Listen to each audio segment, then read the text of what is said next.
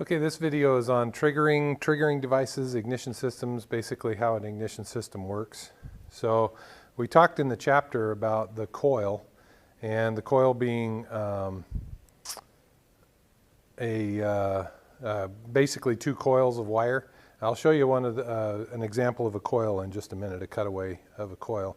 But basically what you're doing is you've got a magnetic sensor right here that has, just basically this is a permanent magnet, and it is pointing at a reluctor wheel.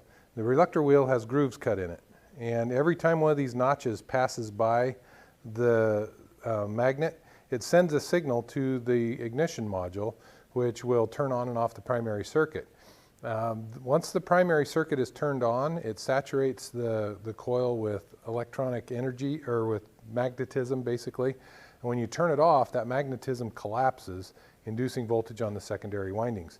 So if we were to turn this on and spin the rotor, you'll see you've got some sparking going on. So every time, theoretically, every time one of these things passes the magnet, it's going to send a signal to the ignition module to spark the spark plug. Now, if you look at the different triggering devices that we have, we talked a little bit about the breaker points. So back in the old days, we had breaker points on the engine. And so on this one here, you can see the breaker points right here. It looks very similar to what we had in the engine, or in the chapter. And you've got a cam that's on the shaft of the distributor. So as the distributor shaft turns around, if you see the lobes on those cams, it opens and closes this little switch right here. So as the distributor goes around, okay, the points are closed. That means the primary circuit is saturating. And when they open up, the primary field turns off, the magnetic field collapses, it induces voltage on the secondary, and it sparks the spark plug. So every time one of these things goes around and those breaker points open up, that fires the spark plug. And then the distributor has a rotor on top here that distributes the spark around to the different spark plugs.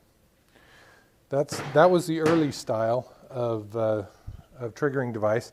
Here's another style of a triggering device. This is called a photo optics trigger device, which means that you've got these little tiny windows right along in here on this disc. And this disc is kind of bent up a little bit because it's old and has been bashed around a bit. But basically what it's doing is it's spinning around like this, and there's a photodiode in here that's shining light in those windows. And so every time one of those windows passes by, it triggers the ignition module to fire the spark plug. This also has a cam reference in here. That window right there tells where number 1 spark plug is. So every time that window goes around, that's number 1 spark plug. Here's another example of a photo optic. The windows on this one are a little bit easier to see. They're not quite as tiny. So that's another example of a photo optic distributor, or I should say photo optic trigger. Now this is a PM generator. This is a permanent magnet right here, and you have a coil of wire here, and you have another permanent magnet here, coil of wire here. And so every time the rotor spins around, one of these reluctor teeth passes by one of the magnets and creates a signal. And so that would be a PM generator type of a trigger. This is another style of PM generator. Well, actually this is more of a Hall effect, where you have a sensor that is, let's see, where is it? It's right down in here. And then you have these teeth, and as the teeth come around and passes by the sensor, it's going to create a signal that's going up to the ignition module to fire the spark plugs.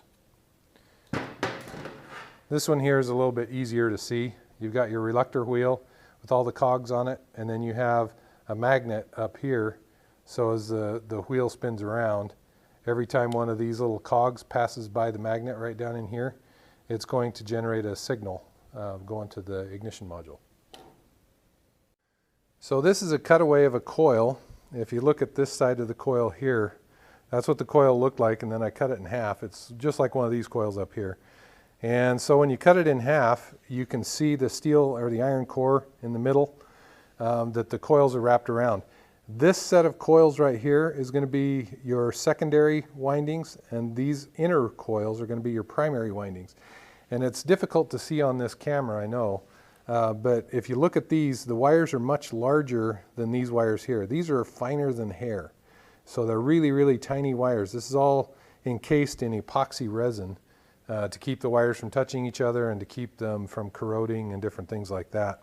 But what I did is I cut it apart and then I polished it up so you can see the wires here and the wires here. So this is the primary circuit, this is the secondary circuit, and this is your secondary terminal that goes down to the spark plugs is right here.